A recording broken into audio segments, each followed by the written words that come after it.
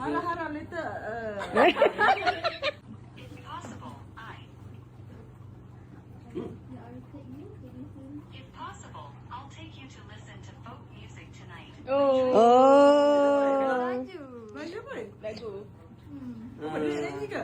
Ke tidak aja. 因为我知道你们不喝酒，只是想听一下歌。 Nak ajak kau dengar lagu. Nak ajak kau dengar lagu Chinese. 我让歌手听你， Ya, we don't drink. 让歌手唱歌给你们听。 Harap-harap later. Since I know you don't drink, Yeah. want to listen to some songs. Ah. I'll have the singer perform for you. Oh.